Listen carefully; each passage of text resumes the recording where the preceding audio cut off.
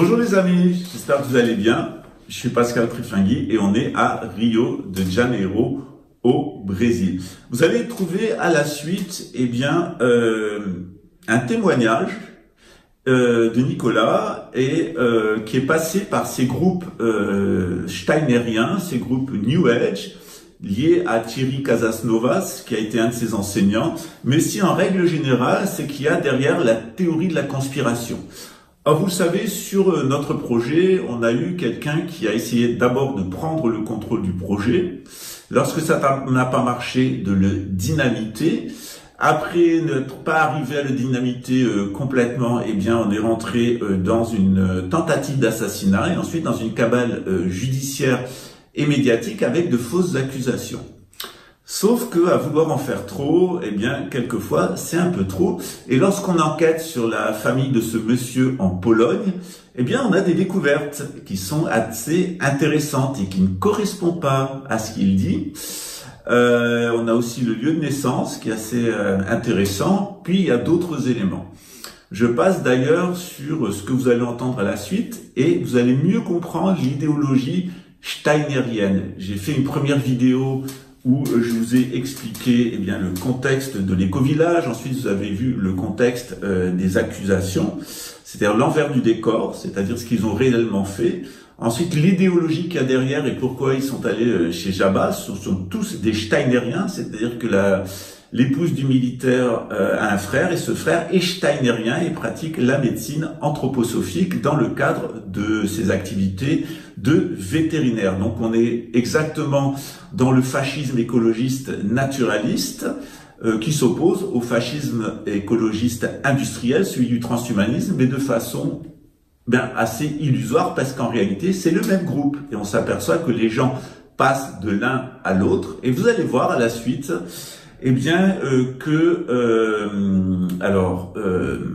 Pfizer et McDonald's et d'autres entreprises sont des partenaires de Thierry Casasnovas, de l'anthroposophie de Rudolf Steiner, tout comme le personnage que vous allez voir à la suite, sa femme et son beau-frère. Alors, on est vraiment toujours très embêtés dans le cadre de notre organisation religieuse de tomber sur des gens qui ont un passé délicat, mais bon, après tout, si la personne se repentit, si elle prend la ferme résolution de ne point recommencer, qu'elle répare ses erreurs, ça ne nous pose pas de problème. Au contraire, on est assez bienveillant. Je dois rappeler que, outre les propos de Jabba absolument diffamatoires, par exemple quand il se faisait enculer par Soros à Luxembourg pour financer sa fuite au Brésil. Alors, tout ça, c'est parfaitement diffamatoire, insultant, mais ça ne pose pas de problème à Raymond Witowski puisqu'il est sur cette chaîne et que par conséquent, il cautionne l'intégralité des propos de Jabba.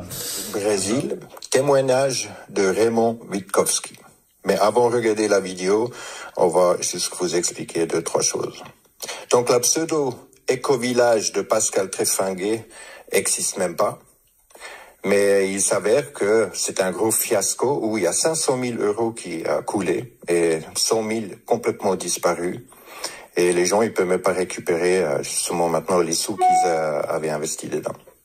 Tout le monde qui pose des questions reçoit des harcèlements, menaces de mort, menaces de représailles en justice, revanche maçonnique, une fatwa islamique jusqu'à devenir l'antichrist ou le diable en personne. Donc c'est la même technique que Pascal utilise toujours. Le Pascal psychopathe fou furieux au petit flingueur qui parle beaucoup pour rien dire. Pascal qui se met en position de victime utilise toutes les stigmas de la victimisation, tant pour être homosexuel, prétend être juif, musulman, bouddhiste, chrétien, franc-maçon, qui a grandi dans les rituels païens de l'église, visité les jésuites, se vante se faire enculer par George Soros quand il a fait la pute pour récolter de l'argent pour fuir en Brésil, où il n'y a pas d'extradition au Luxembourg pour les procès qu'il attend. Enfin, des rumeurs, il y en a bien encore plus. Après, il se vante de tellement de choses. Tu l'as dit, Jabba, et la vidéo, je l'ai. À quel moment? Je te l'enverrai. Envoie-moi ton image. Non, maintenant. Ici, en direct. Mais je peux pas, j'ai mon ordinateur qui est ici. Je suis tu l'étais pas parce que je l'ai jamais dit. Si, tu l'as dit, Jabba. T'es un T'es menteur. un menteur? Non, c'est la vérité. Mais si tu le saurais, moi je l'ai Moi, je l'ai jamais dit. jamais dit. Tu l'as dit, Jabba. Mais non, c'est toi qui l'as répété à tellement de fois que toi tu le crois. Non, tu l'as dit, Jabba. Non. Tu as même dit que moi-même, j'aurais été victime d'abus sexuels. Mais oui, mais ça c'est très bien probablement, mais tu ne te rends même pas compte. Non. Parce que l'enculage, c'est c'est de violence. Mais oui, mais t'es un perturbé, donc. Mais voilà, tu le coupes le micro. Non, Va je te coupe faire mon micro à moi pour qu'il n'y ait pas d'écho. Va te faire Donc foutre, les personnes qui ont des rapports, micro. les personnes qui ont des rapports sexuels anaux sont des personnes perturbées. C'est exactement ce qu'il vient de dire. Il vient te dire, les gens qui ont des rapports sexuels anaux sont des personnes perturbées et tu es un perturbé. Quand je vous dis que Jabba est un homophobe, qu'il a un sérieux problème avec l'homosexualité, c'est normal, parce que dans les écoles Steiner où il a été élevé, les homosexuels sont traités d'Untermensch, c'est-à-dire de sous-hommes. Parce que l'enculage, c'est de violence. Mais oui, mais t'es un perturbé, donc. Parce que l'enculage, c'est de violence. Mais oui, mais t'es musulman, à la fois bouddhiste, à la fois homosexuel, etc., etc. Alors dans mon cas, on a vu que concernant les nazis, l'extermination des juifs, ça marche pas. Parfaitement diffamatoire, insultant, mais ça ne pose pas de problème à Raymond Witowski puisqu'il est sur cette chaîne et que par conséquent, il cautionne l'intégralité des propos de Jabba. Alors le fait est, c'est que j'aurais pu porter plainte pour diffamation, je ne l'ai pas fait. J'aurais pu, avec les preuves dont je dispose, porter plainte en France pour tentative d'assassinat et il se retrouverait avec sa femme et sa maîtresse devant une cour d'assises où il serait jugé par le peuple français. Ça serait d'ailleurs intéressant de voir un naturalisé polonais être jugé par le peuple français, ou en tout cas ce qu'il en reste, ou ce qui serait convoqué au tribunal. J'ai décidé de ne pas le faire. Parce que je pense que en tant que directeur d'une organisation religieuse qui prêche le pardon et la repentance et l'inutilité de fonctionner avec le système, eh bien, je dois être cohérent et donc je ne fais jamais appel à la justice, je ne porte jamais plainte et je n'accrédite pas ce système. D'ailleurs, c'est toujours très intéressant de voir des personnes qui ont travaillé toute leur vie pour le système militaro-industriel et le lobby pharmaceutique et qui, à la fin de leur vie, dans le New Age, se trouvent une sorte de fausse repentance et que dès qu'ils ont des problèmes, eh bien, non seulement ont des comportements qui sont exactement les mêmes que ceux du système, n'hésitent pas à contacter un frère franc-maçon et à jouir de l'influence de la République, n'hésitent pas à contacter certains réseaux, d'ailleurs, d'oiseaux exotiques. Les choses de toute façon sont parfaitement connues et n'hésite pas d'ailleurs à faire des faux témoignages, de fausses accusations et des mises en scène. Sauf qu'il n'y a pas que il y a très peu d'idiots au Brésil et surtout pas dans la police. Et que quand on est sous observation policière, comme je le suis moi, eh bien, ça complique un petit peu la vie des menteurs pathologiques. Hein. Et donc Jabba nous dit ce qu'il pense de l'homosexualité, il dit différents propos sur moi, il rapporte un certain nombre de propos, sauf que lorsqu'on enquête sur la famille Witowski et ses activités en Pologne, avant la guerre, après la guerre et pendant l'ère soviétique, on tombe sur d'autres informations qui ne correspondent pas. Je rappelle aussi que les camps de concentration ont fonctionné jusqu'en 1945 dans cette partie de la Pologne, et que on travaillait à l'âge de 13 ans et demi, 14 ans à cette époque-là, et que il y aurait beaucoup de choses à dire sur cette famille et son comportement en Pologne. D'ailleurs, sur les Polonais en général, puisque l'assassin de mon ex-mari a été identifié, il s'agit bien d'un Polonais qui avait été payé par son frère. Je tenais à remercier le renseignement américain qui m'a toujours soutenu et qui est d'ailleurs un des meilleurs renseignements au monde, ce qui va peut-être sauver d'ailleurs le renseignement français dans les années à venir, c'est de pouvoir compter sur un service de renseignement qui au moins fonctionne et n'a pas des hallucinations mentales nazies. D'autre part, aujourd'hui, je mets cette petite vidéo en introduction avant de parler de Thierry Casasnovas et de son pseudo-christianisme. Je vois pas en quoi les propos qu'il tient sont chrétiens, même s'il il se réfère à Jésus. C'est en réalité un steinérien, donc du fascisme écologique naturaliste. Et j'ai eu l'occasion de vous rappeler plusieurs fois comment ça fonctionne le droit du sang et le droit du sol. Alors, être juif, c'est pas lié à la race, Raymond Witowski. Ça se transmet pas par les femmes. Le judaïsme, c'est une religion. Et qu'il y a une règle dans le judaïsme, c'est que n'importe qui peut se convertir au judaïsme, mais que quand on a une mère juive, eh bien, la transmission chez les nomades se faisant par le sang, eh bien, ça donne des facilités. Mais c'est pas parce qu'on a une mère juive qu'on est juif. Être juif, ce n'est pas une race, c'est une religion. À la fois bouddhiste, à la fois homosexuel, etc., etc. Alors, dans mon cas, on a vu que concernant les nazis, l'extermination des juifs, ça marche pas.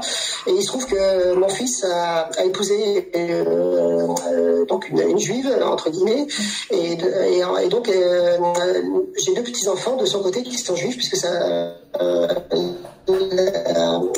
la qualité d'être juif passe par la mère. Et donc j'ai dans ma famille proche des juifs, et également dans ma famille j'ai des francs-maçons, donc je suis pas... Être juif, ce n'est pas une race, c'est une religion. C'est la même chose pour les chrétiens. Être chrétien, ce n'est pas une race. Et ça se transmet ni par les hommes, ni par les femmes en particulier. C'est-à-dire que quand on est élevé comme chrétien, eh bien on devient chrétien, et quand on a des parents chrétiens, c'est plus facile. Pareil avec l'islam. Donc on est là dans des a priori raciaux, c'est-à-dire qu'il y aurait une race juive dont la judéité se transmettrait par les femmes. Quand on ne pratique pas le judaïsme, on n'est pas juif. On a eu des ancêtres talmudistes, mais en aucun cas on est juif. D'autre part, en règle générale, sur l'anthroposophie de Rudolf Steiner, il s'agit tout de même d'un des piliers idéologiques de ce qui deviendra le nazisme. Alors c'est vrai qu'à un moment, il y a eu une querelle entre les anthroposophes et les nazis, qui était très simple, tout simplement, c'est que à l'intérieur du nazisme, il y avait plusieurs courants et il y avait plusieurs écoles, et les anthroposophes étaient une des branches qui a amené le nazisme, mais il y en a eu d'autres, comme le néo-druidisme, auquel appartenait le grand-père de Jabba. Et puis, il y a eu la Société théosophique allemande, qui plus tard d'ailleurs est devenue l'anthroposophie de Rudolf Steiner, mais l'anthroposophie allemande. Il y a eu différents groupes à apparence maçonnique, notamment l'Ordo Templo Orientalis. C'était une secte à coloration maçonnique, qui en réalité était un groupe de pédocriminels qui célébraient des mariages avec des enfants, qui faisaient des rituels avec des petits garçons. Voilà, donc on est là vraiment dans l'envers du décor de l'Allemagne nazie et de tout ce qui a été le néo-spiritualisme du 19e et du 20e siècle dans l'Allemagne nazie, mais qui continue actuellement sous la forme de l'anthroposophie de Rudolf Steiner, qui reste fort influencée par le romantisme allemand, en particulier Goethe, mais aussi un certain nombre de conceptions qui étaient celles de Rudolf Steiner sur l'homosexualité, sur la race, sur les juifs, sur la supériorité des blondinés aux yeux bleus, et aussi sur un certain nombre de concepts de territoire, d'appartenance à une nation, etc. On doit quand même aussi noter le rôle particulièrement nauséabond de la Suisse dans ce domaine. Donc, à la suite, vous allez avoir un petit extrait de notre ami le colonel steinérien, et puis ensuite un certain nombre de faits sur la mise en danger d'autrui. Alors là, c'est pas avec des infanticides et des avortements clandestins, c'est avec des accouchements à domicile. C'est pas non plus des femmes qui se stérilisent elles-mêmes parce qu'elles en ont marre d'être harcelées sexuellement par un mari particulièrement libidineux qui ensuite s'attaquera à ses propres enfants. Je vise personne en particulier, c'est parce que le cas est cité à la suite. Et on va parler en particulier, à la suite, de Thierry Casasnovas, de la façon dont il dit que c'est Dieu qui parle à travers sa bouche. Lui aussi, il entend des encodeurs dans le ciel qui s'occupent de sa vie. Et puis, on va mettre en évidence ses liens avec une société qui s'occupe de sa communication et de la publication de sa nouvelle revue, dont le double est Les Corsaires, une société qui assure le financement des publications d'extrême droite nationalistes, racistes, homophobes et antisémites par des grands industriels, dont Pfizer et McDonald's. Voilà, c'est à la suite et j'espère que ça vous intéressera.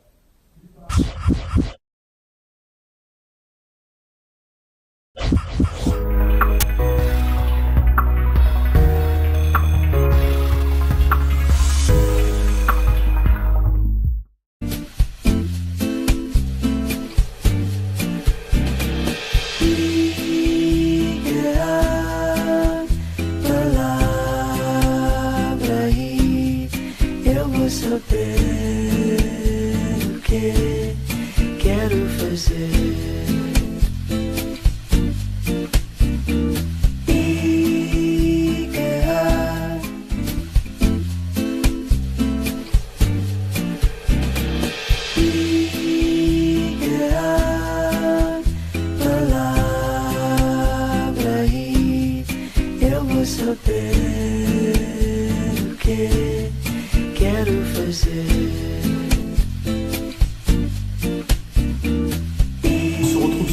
Avec Nicolas André, là, Nicolas, on va enlever les cravates, ça va faire plus décontracté. Et pour vous parler de Thierry Casasnovas, parce que c'est un steinérien, et vous savez que je suis souvent monté au créneau contre Silvano Trotta, contre l'enfumeuse de Tartaweb, contre Léo des décodeurs et bien d'autres, contre Jabulon de Neuchâteau et de Neuchâtel et bien d'autres, parce que je sais que tous sont liés à une secte. Cette secte, c'est l'anthroposophie de Rudolf Steiner, qui est une émanation nazie de la théosophie anglo-saxonne. C'est le nouvel ordre mondial version naturaliste, c'est-à-dire version Hitler, qui est que la version germanique du nouvel ordre mondial, version anglo-saxonne, ou plutôt même des Allemands du monde anglo-saxon qui ont envahi à une certaine époque, avec la famille d'Orange, la Grande-Bretagne, et puis ensuite qui ont pris le contrôle des États-Unis.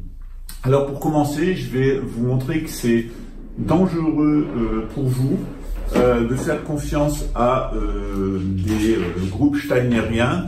Tout simplement, c'est le cas d'une maman dont on m'a envoyé, donc je remercie Gérard Fauré dans l'espèce, puisque ça vient par un mail dont je sais que c'est un qui l'utilise. Donc ça concerne eh bien ces enfants qui sont ici, et ce qu'on nous apprend, c'est que eh bien ces personnes-là ont pratiqué l'accouchement physiologique par le siège, et les deux enfants eh bien, ont été arrachés à leurs parents par les services sociaux pour cause d'accouchement non assisté à domicile. Vendredi 3 juin, Noémie a choisi de mettre au monde son deuxième enfant, la petite Lou, à son domicile et sans assistance médicale. Elle est donc une naturaliste de ce type fascisme écologique steinérien. Et en règle générale, le Code civil l'autorise, le Code civil de 1804, c'est un droit fondamental, on peut accoucher où on veut et avec qui on veut. La loi est extrêmement claire sur ce point. Pourtant, quand son conjoint Raphaël est allé déclarer la naissance de la fille à la mairie de Vitré en Bretagne, l'officier d'état civil a refusé de l'enregistrer, sous prétexte qu'il n'y avait pas de certificat médical et qu'une déclaration sur l'honneur du père ne suffisait pas. Alors l'article 58 du Code civil stipule pourtant que la naissance de l'enfant sera déclarée par le père ou à défaut du père par les docteurs en médecine ou en chirurgie, sages-femmes, officiers de santé ou autres personnes qui auront assisté à l'accouchement. Mais ça n'a pas empêché le maire de signaler les parents à la PMI. Par souci de bonne foi, Noémie et Raphaël sont allés à la maternité pour consulter un pédiatre qui, alors que l'examen n'avait rien montré d'inquiétant, les a dénoncés aux services sociaux. Quelques heures plus tard, on est venu leur retirer la garde de leur fille à grand renfort de gendarmerie. Aujourd'hui, un bébé de 11 jours est privé de ses parents parce qu'ils ont fait le choix de ne pas accoucher à la maternité. Évidemment, cet accouchement dans la nature, cet accouchement selon les modes naturels, c'est une des grands chevaux de bataille des milieux naturalistes, des milieux écologistes, du fascisme écologiste naturaliste, alors que le fascisme écologiste industriel vous oblige à eh bien, vous accoucher à l'hôpital, or de façon médicalement assistée. Cette question, elle est assez importante parce que elle met en cause notamment tous ces milieux de l'anthroposophie de Rudolf Steiner qui sont des grands propagandistes de l'accouchement à la maison. Je dois dire que c'est pas sans risque d'accoucher à la maison. Je pense que c'est même déraisonnable, même si la grossesse est extrêmement bien suivie et même si ça s'est toujours fait dans le passé. on a quand même, grâce au progrès de la médecine, eh bien, des sages-femmes qui sont très expérimentées, parce qu'il n'y a plus de sages-femmes à la campagne traditionnelle, et qu'il faut véritablement avoir une présence médicale au cas où il se passe quelque chose pour l'enfant. On est véritablement, même si la loi l'autorise, dans un cas de mise en danger d'autrui. Et pour la mère. Et pour la mère, la mise en danger de la mère et de l'enfant. Or, à force de nous intéresser aux idées de Thierry Casasnovas, et toi tu as pris des cours avec Thierry Casasnovas de soi-disant naturopathie, on se demanderait bien d'ailleurs qui l'a diplômé, on est dans un système qui est un petit peu intéressant, et je suis tombé sur un article qu'on m'a indiqué, qui vient d'un site internet qui s'appelle L'Extracteur, qui est intitulé Casasnovas, Pfizer, McDonald's et Bolloré, qui se cache derrière le magazine RGNR, Régénéré, et donc derrière Thierry Casasnovas. Alors je dois dire que je ne suis pas contre ce que fait Thierry Casasnovas, puisqu'il récupère un certain nombre de pratiques hygiénistes, notamment dans la méthode Kousmine, ou dans d'autres méthodes de santé naturelle, qui sont des vieilles méthodes qui ont toujours été utilisées par les milieux végétariens ou les milieux dans les campagnes. Donc je n'ai rien contre ces techniques. Ce qui me gêne, c'est ce qu'il y a derrière. Et derrière l'anthroposophie de Rudolf Steiner, eh bien on sait qu'il y a la société théosophique, il y a l'Allemagne nazie, et derrière cette théosophie, il y a aussi le spiritisme. Donc avec à la fois du nationalisme, à la fois du socialisme, à la fois des milieux industriels et à la fois une certaine vision de l'homme qui amène soit à Rudolf Steiner et ses théories raciales, soit eh bien, au Forum de Davos avec ses théories transhumanistes. Or, qu'est-ce que nous dit cet article? Au cours de l'année 2021, on a pu assister à un singulier repositionnement de la part de Thierry Casasnovas. Le vidéaste hygiéniste, visé par une enquête pour mise en danger de la vie d'autrui, a délaissé YouTube, sans que sa chaîne soit strikée. Il faut dire que la plateforme américaine commençait à regarder d'un peu plus près son contenu et le menaçait de fermer sa chaîne si la désinformation continuait, notamment la désinformation steinerienne. Moins exposé, capitalisant sur une audience d'un demi-million d'abonnés construite en 10 ans, Thierry a choisi de recentrer son audience autour d'un noyau dur de fans en poursuivant ses activités sur Telegram. Sur ces réseaux, il partage depuis quelques mois des recettes et des petits enregistrements sonores de sa voix, reprenant la colonne vertébrale de sa doctrine, qui est celle de Rudolf Steiner, je précise. Cela lui permet de conserver une relation de proximité avec ses fans pour ne pas être oublié et bien rester au centre du navire RGNR. Mais si cette communication directe permet de fidéliser quelques dizaines de milliers de fans, ça ne fait pas tourner la boutique pour autant. Ainsi, Thierry Casasnovas a lancé le magazine Régénère, le magazine des vertus du vivant. Ce n'est pas la première fois qu'il s'essaye aux publications écrites, puisque au tout début de son aventure, il éditait un petit web magazine nommé La Clameur, gratuit en ligne sur son site. Mais la gratuité n'est plus à l'ordre du jour avec le magazine RGNR, vendu à 15 € l'unité et uniquement sur abonnement, c'est-à-dire que vous payez d'avance et pour un an. Il faut dire que l'édition est soignée, les photographies et la mise en page dans l'air du temps. Pour atteindre cette qualité professionnelle et très rassurante, Thierry Casasnovas a confié la réalisation et l'édition de ce magazine au groupe Progressif Média. Donc voici Thierry Casasnovas qui présente eh bien, son magazine. Voilà. Et c'est là où ça devient intéressant puisque le journaliste nous donne des informations pour le moins gênantes. L'application de Progressif Média va bien plus loin que la simple relation commerciale avec Thierry Casasnovas. On peut ainsi lire sur le site de l'entreprise qu'en plus de la rédaction, de la conception, de la direction artistique et de la promotion en ligne de ce magazine, Progressif Média avait pour mission d'accompagner un influenceur digital dans le domaine de la santé et de la nutrition afin d'accroître sa notoriété. Je ferme les guillemets. Étrangement, après le remous médiatique autour de Casasnovas en 2021, cette page a disparu de leur site, mais est toujours accessible en archive, notamment à la BNF. Mieux encore, la responsable du magazine Régénère présente Progressif Média comme leur ami. Pour ceux qui ne le croiraient pas, voici les pages d'archives qui sont données par l'auteur de l'article.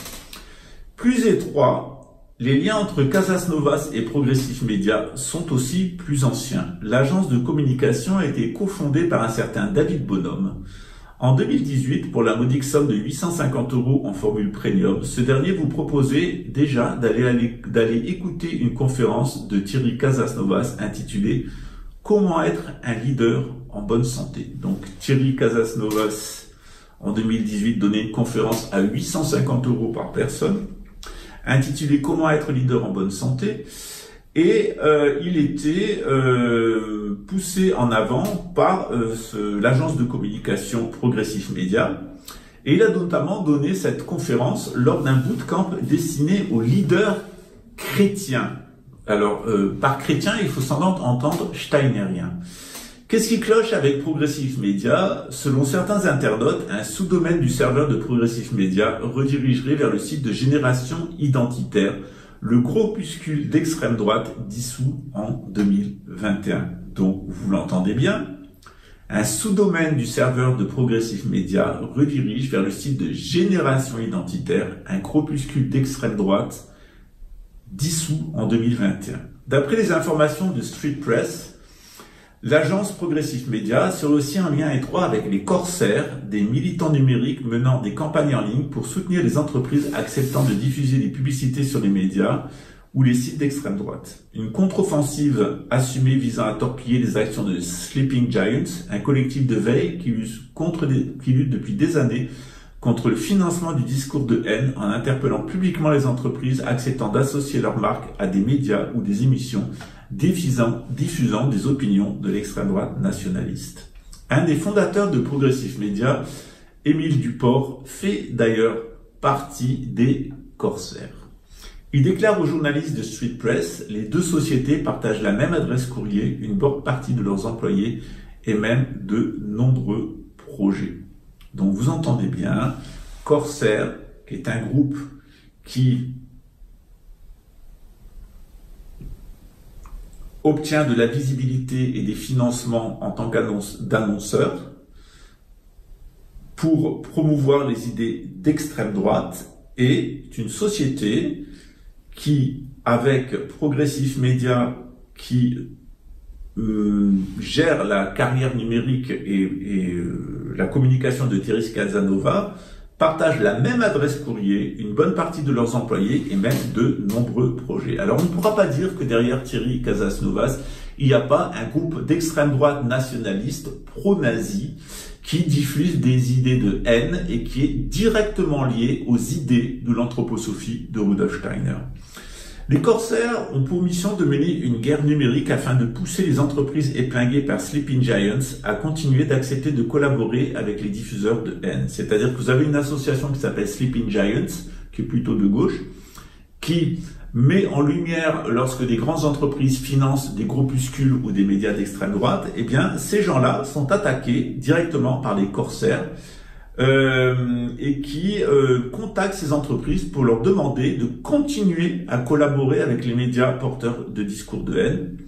Cet objectif assumé les a récemment conduits à prendre la défense de Pfizer et de McDonald's, c'est-à-dire que le groupe qui gère la communication et les éditions de Thierry Casasnovas a une société jumelle dans les mêmes locaux avec le même personnel qui s'appelle Corsair, et cette société a pris la défense de Pfizer et de McDonald's. Alors ça, si ça s'appelle pas de la schizophrénie ou du décloisonnement mental, ou de la bipolarité, il faudra me dire ce que c'est. D'ailleurs, quand on connaît un petit peu la psychomorphologie et quand on s'intéresse au discours de Thierry Casasnovas, je dois dire que on comprend très bien ce qu'est une individualité split.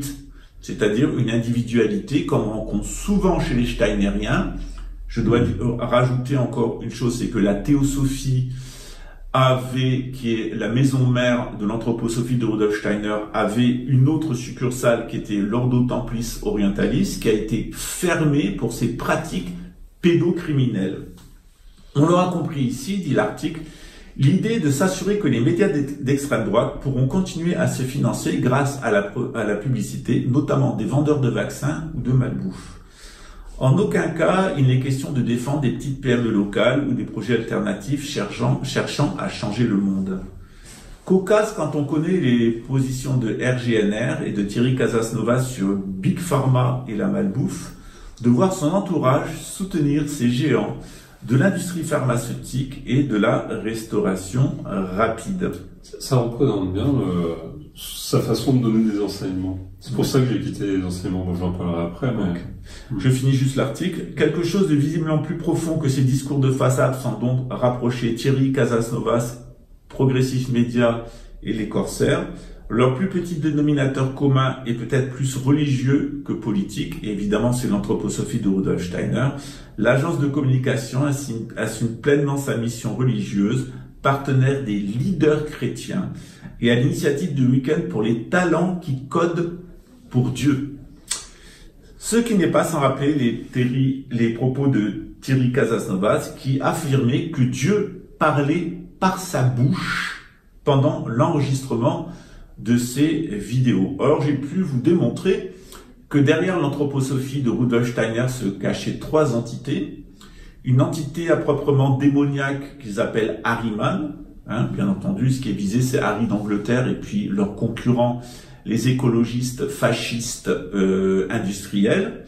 De l'autre côté, il y a Lucifer, le porteur de lumière, et le dieu secret, le dieu unique de Rudolf Steiner n'est autre que Jabulon, c'est-à-dire un des personnages du satanisme à forme franc-maçonnique, qui est représenté par une chatte noire, c'est-à-dire une ogresse, une sorcière, un dieu barbu avec un œil au-dessus de la tête et une grenouille, qui représente d'ailleurs l'argent. Donc on a les trois modes d'emprise de Satan sur le monde.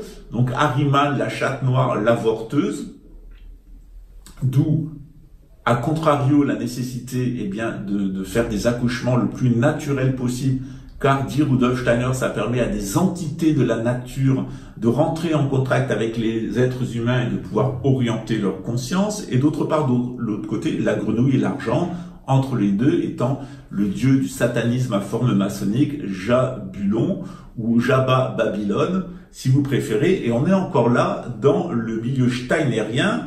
Et il ne faudra pas vous étonner si un pédocriminel de l'armée française, avec sa femme infanticide et avorteuse, est allé faire le show justement à Babylone Décodide. Voilà, donc je le rappelle, Thierry Casasnovas, et je vais vous montrer l'article, c'est dans septicon.fr, qui recense les propos un peu curieux, et qui a consacré une vidéo qui s'appelle Les Déviants, Thierry Casasnovas, le syndrome Jésus, et qui a recensé toutes les fois où Thierry Casasnovas se dit que c'est Dieu qui parle par sa bouche, qu'il est l'envoyé de l'ange de lumière, voilà, et j'en passe des autres, il y en a, vous en avez à peu près 30 minutes, et je vous invite à le voir sur septicon.fr, je vous mettrai la référence en dessous, et ça s'appelle Les Déviants, et c'est une vidéo consacrée à Thierry Casasnovas. Émile Duport, donc de cette fameuse société qui gère la carrière numérique et d'édition de Thierry Casasnovas, était porte-parole de la Marche pour la vie et des survivants de mouvements anti-IVG. À l'époque, il avait été invité sur CNews, il affirmait que l'avortement n'était pas un droit, mais qu'on avortait parce qu'on n'avait pas les ressources spirituelles et psychologiques d'affronter la dureté de la vie. Je dois dire que moi-même, je suis contre l'avortement. Je pense qu'il y a plein d'enfants qui pourraient être adoptés. Ça pourrait être fait dans des conditions dignes. Et par contre, je pense que l'avortement doit être possible lorsque une femme a été agressée sexuellement et qu'elle ne souhaite pas porter l'enfant de son agresseur sexuel, lorsque ça met en danger la vie de la mère ou la vie de l'enfant, bien qu'étant favorable à la vie, eh bien la vie aussi, elle a des conditions pour pouvoir se maintenir et il ne faut pas obliger les femmes à porter des enfants qu'elles ne veulent pas. C'est pour ça que bien que je sois contre l'avortement, parce que c'est très grave de conséquences, je pense qu'il doit être encadré par la loi, encadré par des psychologues et qu'il faut en appeler à la conscience des mères en les éclairant sur les conséquences. Rappelons également que le magazine Society avait révélé l'année dernière l'importance du promoteur du cru à la mouvance évangélique, ayant même proposé des baptêmes lors de ces rencontres de la régénération, car en effet, Thierry Casasnovas avait proposé des baptêmes lors de rencontres de la régénération. Un festival en plein air pourtant censé promouvoir le mode de vie crudivore. Un prosélytisme déguisé sous des conseils détox que l'on retrouve aujourd'hui sur son fil Telegram et dans son magazine où, à proprement parler, on retrouve à peu près toutes les idées des évangélistes allemands, notamment ceux qui, depuis l'Alsace, ont contaminé toute la France à la Covid-19, et évidemment la pensée de Rudolf Steiner sur le personnage de Jésus, qui n'a rien à voir avec le personnage historique ou le personnage de la théologie, mais qui devient un Christ cosmique. Je suis christique, je suis bouddhique, et la lumière va venir par le prochain envoyé, qui est Lucifer. Je suis léciférique, disait l'enfumeuse de Tartaoued. Voilà. Alors, je vous laisserai consulter l'article parce qu'il est vraiment à lire. Et parmi les groupes défendus par les corsaires, on trouve évidemment CNews de Bolloré. Donc c'est un plus d'être soutenu par McDonald's, Pfizer. Thierry Casasnovas est évidemment soutenu par Vincent Bolloré et le groupe CNews qui appartiennent au groupe Vivendi qui lui-même appartient d'ailleurs aussi à Bolloré. L'empereur des médias, le fossoyeur des guignols de l'info et de l'information sur Canal+, ce très fervent catholique, mais que l'on dit aussi steinérien, est aujourd'hui un soutien à peine dissimulé à Éric Zemmour, ayant fait de ces chaînes un tremplin pour le candidat d'extrême droite à la présidentielle. L'auteur envoie d'ailleurs à un documentaire qui s'appelle Vincent Bolloré, un ami qui vous veut du bien, qui a reçu le prix Albert Londres en 2017 et qui dénonce les méthodes de l'industriel, qui est d'ailleurs un ami personnel d'Emmanuel Macron, qui a particulièrement favorisé son élection, notamment en propulsant Éric Zemmour candidat à la présidentielle, ce qui a fait que la droite républicaine s'est pris une raclée comme elle l'a jamais connu. Ça s'appelle du siphonnage électoral. Et évidemment, la candidature d'Éric Zemmour avait précédé un entretien entre lui et Emmanuel Macron à l'Élysée. Alors résumons-nous. Le magazine de Thierry Casasnovas chante de la bienveillance et de l'amour de son prochain, avec des baptêmes, avec un écologisme naturaliste, pourfendeur du système médiatique qui soi-disant le harcèle, des fast-foods et des produits pharmaceutiques, est conçu, donc le magazine de Thierry est conçu par des amis qui prennent la défense des géants mondiaux de ces secteurs, s'opposant à la lutte contre les discours racistes et haineux et travaillant pour une entreprise appartenant désormais au magnat des affaires Vincent Bolloré. Donc il n'est pas certain que ces informations plaisent à tout le monde, et comme je serai accusé de plagiat, puisque l'article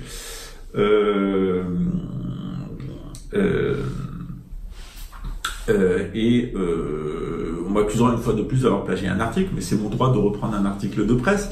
Je vous propose d'écouter Nicolas, parce que Nicolas, c'est un drôle de rescapé. Nicolas, c'est un rescapé de maltraitance familiale. C'est un rescapé d'avoir fugué de la maison et d'avoir vécu dans la rue en faisant le clown dans la rue. C'est un rescapé des rave parties et de la drogue. Il est ensuite rentré dans l'armée, donc c'est un rescapé de la marine.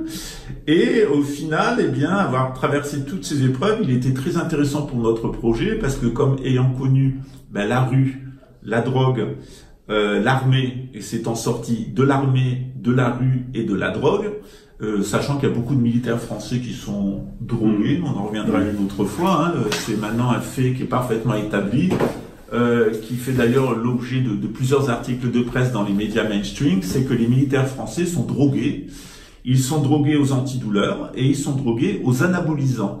Parce que autrefois, le modèle même du militaire français, c'était un peu comme toi, c'est ce qu'on appelait le chat maigre. C'était un homme qui pouvait porter une certaine charge, mais qui allait à la chasse en réalité, qui était agile. C'était le profil du militaire français qui avait fait le succès de l'armée française, notamment dans la coloniale. Sauf que, à force d'être en contact aux côtés des Américains, eh bien, c'est le modèle américain qui s'est imposé, donc des hommes massifs, musclés. Les militaires français ont commencé à se gaver de testostérone, d'anabolisants et d'antidouleurs, à tel point qu'il y a 2 ans, j'avais mis en évidence un article qui montrait que 65% des militaires français étaient des drogués, parfois même avec de la cocaïne, voire avec de l'héroïne, et que cette addiction aux drogues était de plus en plus forte et était devenue une menace. En plus, il y a un autre détail qui est croustillant, c'est que la plupart des militaires français ont utilisé une application gratuite en ligne qui permettait eh bien, de faire du sport et de contrôler leur rythme cardiaque, etc.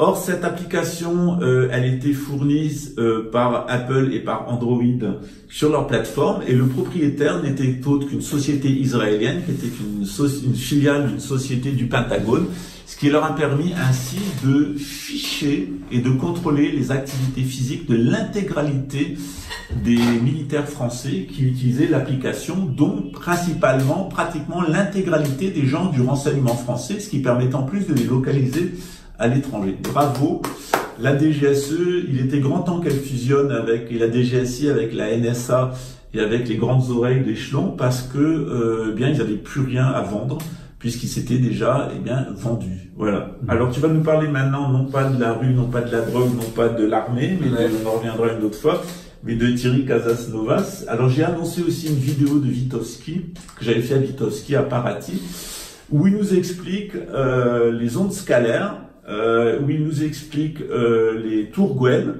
et il nous explique qu'il avait travaillé dans le système de psychotronique qui lui avait été présenté par l'armée comme un moyen d'imposer la volonté de l'armée à des populations rétives. Alors, je vous laisse imaginer qui sont les populations rétives et quelle est la volonté de l'armée.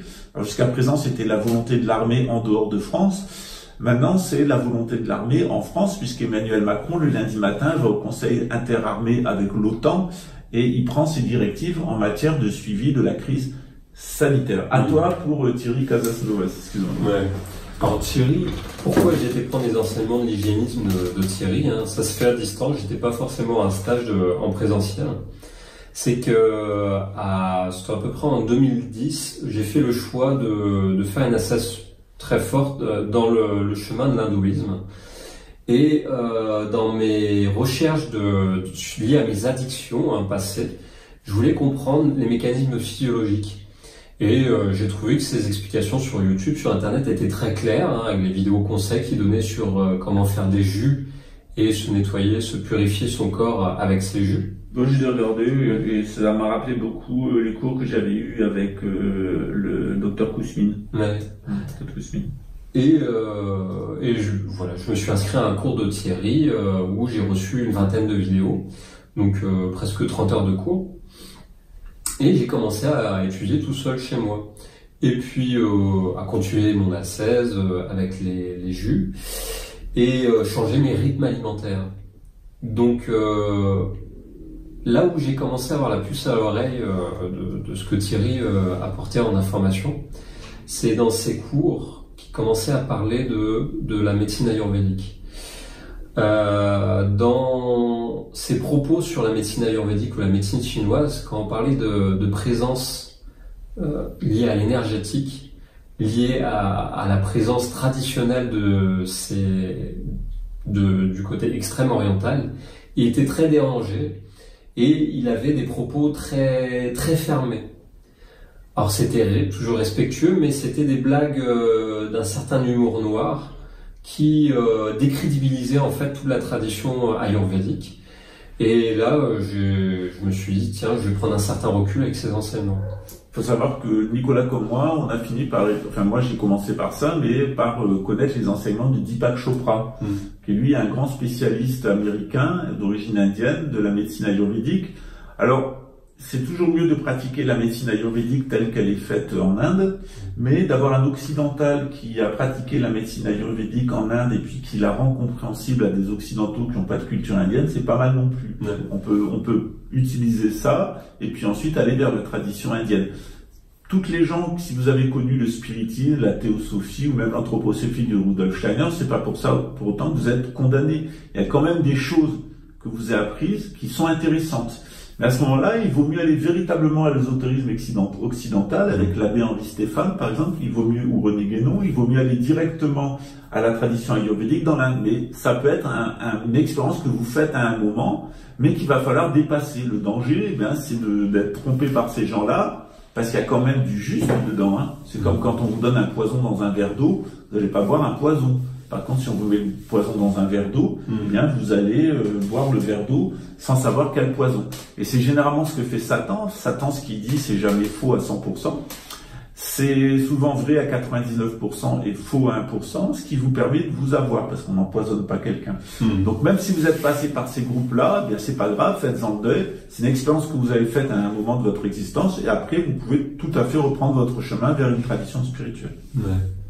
Donc en parallèle, je voulais comprendre pourquoi la naturopathie hygiéniste qui parle d'iridologie, de physiothérapie, aussi au niveau des plantes, la phytothérapie ou les huiles essentielles avec certaines pratiques d'alimentation, comme aussi le jeûne que Thierry parle beaucoup du jeûne. De jeûne. Quelquefois de façon dangereuse, puisque c'est du jeûne qui est fait sans pratique religieuse.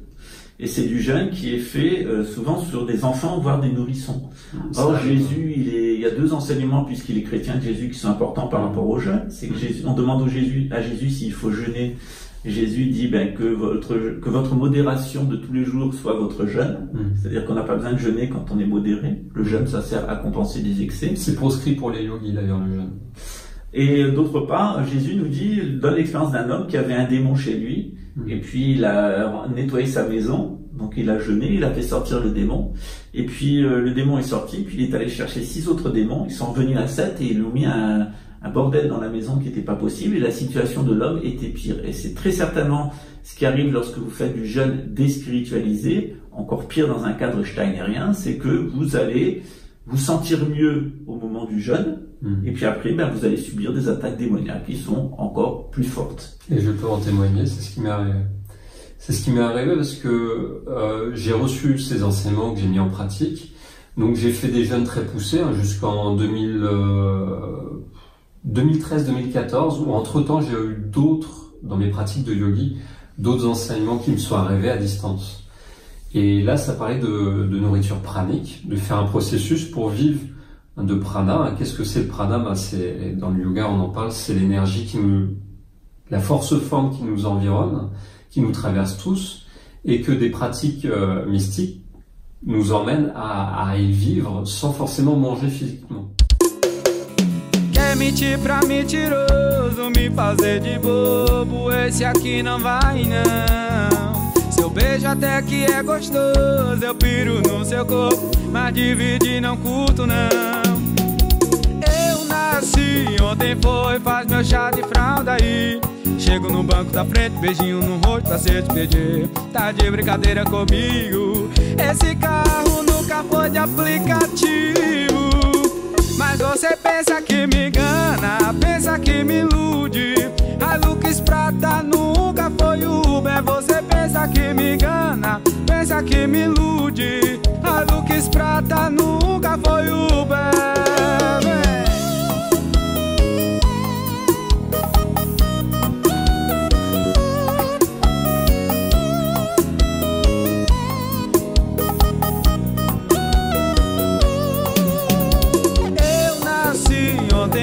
Faz meu chá de fralda aí.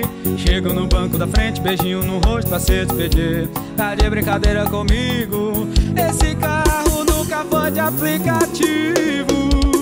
Mas você pensa que me engana, pensa que me ilude.